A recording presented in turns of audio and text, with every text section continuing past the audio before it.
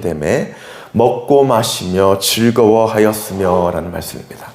가장 먼저 이스라엘의 백성들의 인구가 바닷가의 모래같이 많다라고 비유적인 표현으로 말씀하고 계십니다.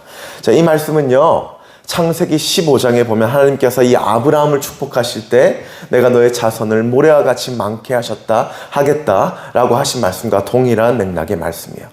이 말씀은 비유적으로 하신 주님의 말씀인데 당시 이스라엘의 백성의 수가 모래같이 매우 많았다라는 것을 의미하고 있습니다. 그런데 그 뒤편에 그 많은 모래같이 많은 백성들이 먹고 마시며 즐거워하였으며 라고 이 말씀이 이어지고 있습니다.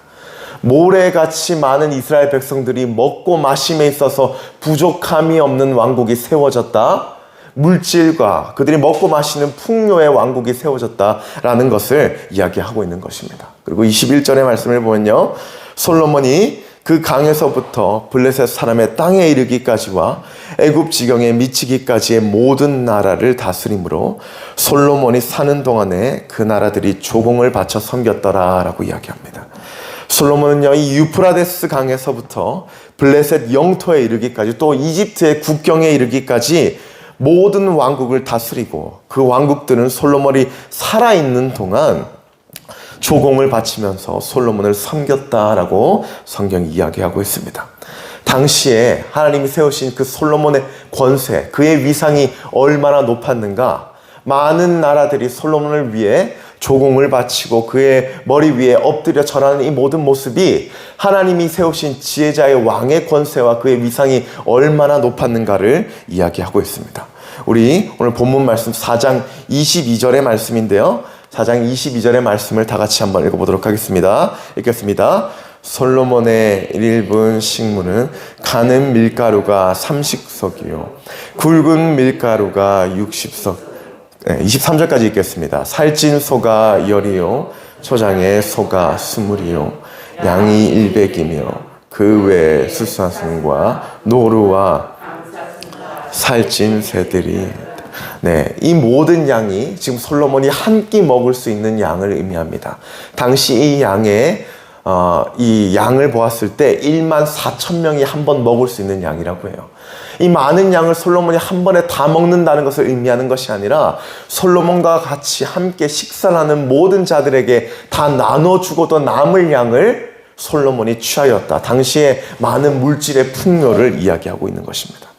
그럼 마지막 24절의 말씀인데 제가 읽겠습니다. 솔로몬이 하수 2편을 딥사에서부터 가삿까지 모두 다스림으로 하수 2편의 모든 왕이 다 관할 안바됨에 저가 사방에 둘린 민족과 평화가 있었으니입니다.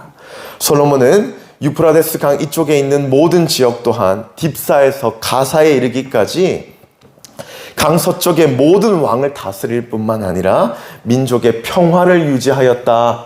아니면 이스라엘 번영의 평화의 축복에 대해서 또한 이야기하고 있습니다. 다윗은요, 강대국이 되기 위해서 많은 숱한 전쟁과 피를 흘렸습니다. 그런데 지혜자인 온전한 왕이 세워지자 전쟁 한 번 하지 않고 많은 속국들이 솔로몬 왕 앞에 속히 무릎을 꿇고 항복하며 그의 왕을 섬기게 된다는 그 평화의 축복의 의미에 대해서 이야기하고 있습니다. 얼마나 큰 은혜입니까?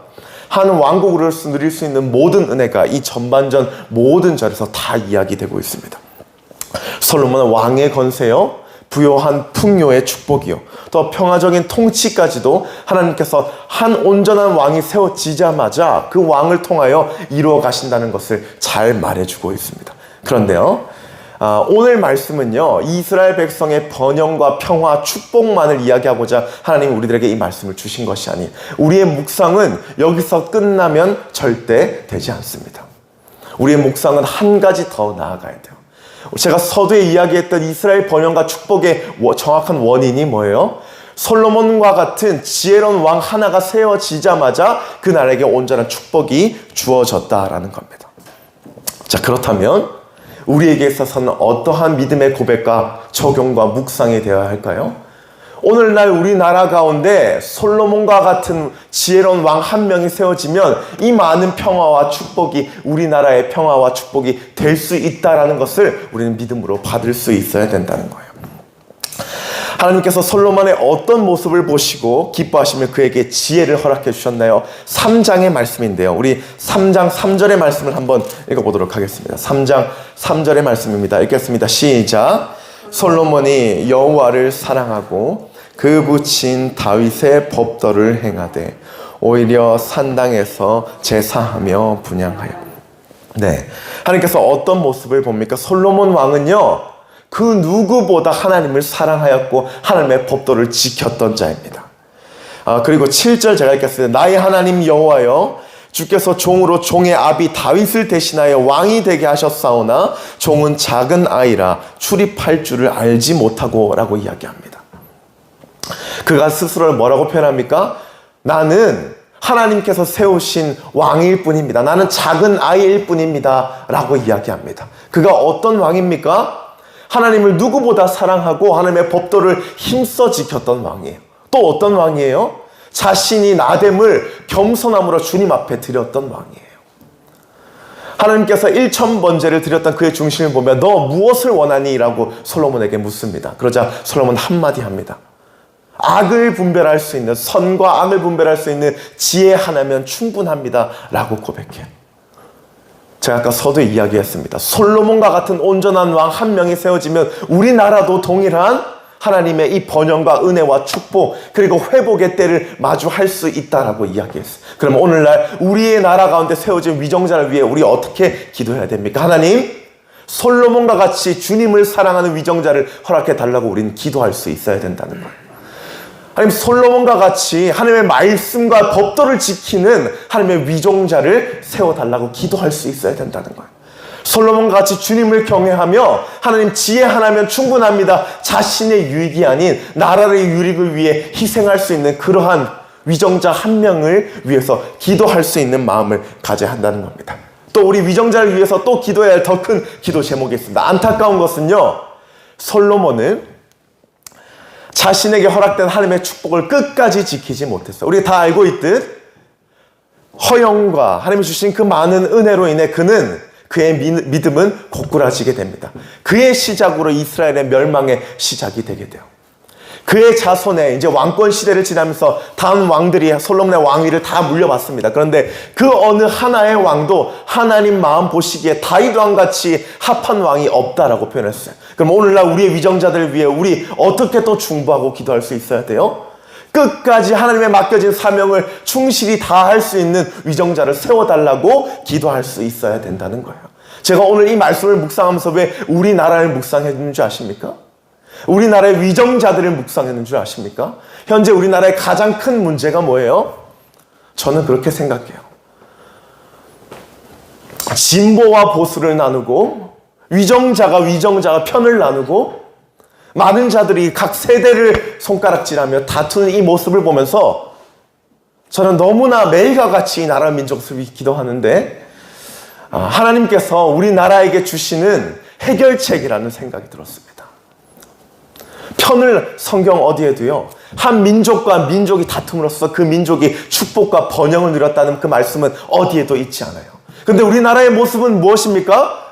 하나님께서 하나가 되어야 될 이 정말 어려운 시기에도 불구하고 서로 편가르기 하며 서로 손가락질하기 바쁜 나라가 우리나라예요. 우리나라를 부정하는 것이 아니라 기도가 필요한 때라는 것을 이야기하고자 합니다. 제가 이 말씀을 묵상하면서 하나님 저에게 주셨던 마음은 솔로몬과 같은 위정자가 세워지면 그 모든 문제가 해결될 것이라는 깊은 깨달음과 묵상의 해답을 주셨습니다. 제가 아이들에게 항상 많이 이야기하는 한 말이 있어요. 하나님께서 아무런 값없이 우리들에게 그 은혜를 주셨기 때문에 주님이 주신 그 은혜가 값없는 은혜가 절대 아니라고 제가 아이들에게 매일과 같이 이야기해요. 그렇기 때문에 너희들 하나님의 그 은혜 받은 자답게 오늘 이 예배당을 나가면 살아가라라고 제가 이야기합니다. 그것이 너희 어떤 삶의 모습이 됐든 어떤 너희들의 중심이 됐든 너희들이 값없이 받은 구원의 은혜이다. 그건 저희들이 그렇게 여겨서는 안 될 은혜라고 제가 매일과 같이 이야기해요. 그런데 여러분, 우리 모두 다 천국 소명의 은혜를 받았습니다. 그럼 그 말은 우리도 동일한 은혜로 우리의 삶에 하나님의 은혜 받은 빚진 자답게 살아가야 된다는 거예요. 저는 그리스도인으로서 주님께서 구별되어 선택해 주신 그 은혜가 있다면 이 나라 민족을 위해서 기도해야 할 분명한 책임이 있다는 것을 여러분 기억하시길 바랍니다. 그게 하나님의 은혜에 빚진 자의 삶이라는 거예요. 하나님 오늘 우리들에게 이야기하고 계십니다. 대한민국 땅에 솔로몬과 같은 지혜가 있는 위정자가 세워지면 하나님이 이 땅을 다시 한번 회복하실 것이라는 약속의 말씀으로 받을 수 있기를 믿음으로 축복드립니다. 여러분 오늘 하나님께서는 우리들에게 정말 많은 기도의 시간을 주셨지만 오늘 이 말씀을 받은 우리들에게 있어서 기도의 우선순위는 우리 나라와 민족이 되어야 될 거예요.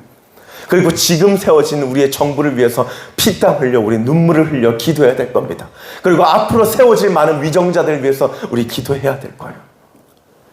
오늘 하나님께서 우리들에게 이 나라의 번영을 말씀하신 것은, 오늘 그 권세를 말씀하신 것은, 축복을 말씀하신 것은 지금 우리에게 필요한 은혜가 바로 그 은혜라는 거예요. 지금 우리에게 회복되어야 할 은혜가 바로 이 은혜라는 거예요. 그래서 그 솔로몬 왕이 세워질 수 있도록 너희들 끝까지 기도하라는 거예요. 어떻게 기도해요? 하나님을 경외하는 자 세워질 수 있도록, 주님 앞에 겸손히 하나님의 말씀을 청종하는 자 세워질 수 있도록, 마지막으로 끝까지 하나님의 부르신 자리에서 하나님의 소명을 끝까지 다하는 하나님의 위정자가 세워질 수 있도록.